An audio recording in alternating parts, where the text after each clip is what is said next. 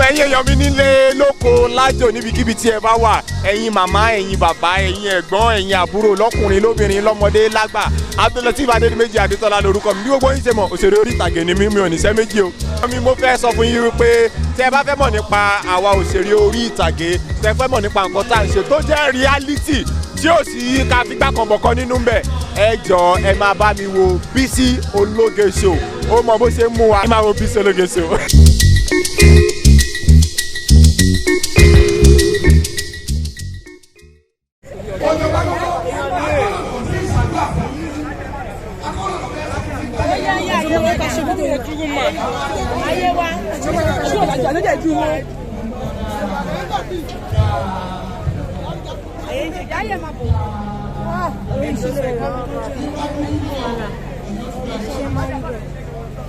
tí bá ṣubú yìí bàyẹ̀ máa pa màálù.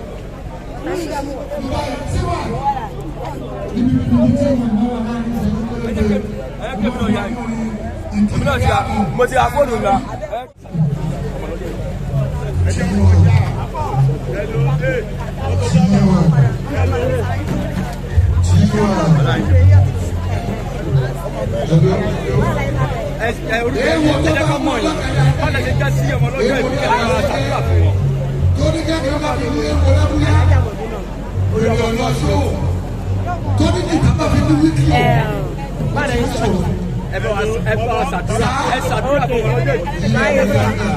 Òkè dáàdì wa ló ṣọjọ́ mi lé nínú wá dùn lẹ́nu adúpẹ́ gbọ́dọ̀ nǹkan kò ṣẹlẹ̀ sí wa àárín wàhálà ọlọ́wọ́ ṣe ìdúpẹ́ ọjọ́ mi tó wá ṣe lé kò ní fi ṣàṣemọ́ lágbára ọdún tó ń bọ̀ báyìí ní owó ọ̀la ẹ̀mí ní ọ̀tàlàfíà tó máa fi ṣe lágbára náà gbogbo àwọn táwa wá sí ìbàyìí tọ́jú ilé wọn lẹ̀ ọlọ́ọ̀bá wa sọ wọn délé láyọ̀ àtàlàfíà nípa kò ní sẹ́ni kọ́kọ́ ní gbogbo wa àjẹlẹ àwọn tàbí wá sílẹ̀ sílẹ̀ ká máa bá wọn lé ní ìdúró àtàlẹ́ àdínní wàhálà àdínní kọ̀ọ̀kan.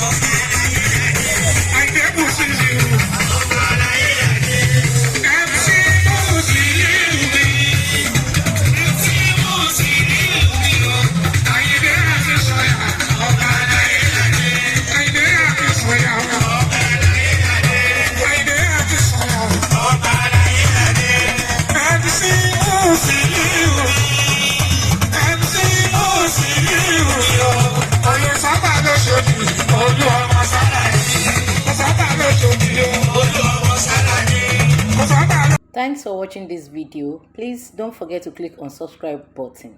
Kindly comment and share. We drop new videos daily. Thank you. God bless you.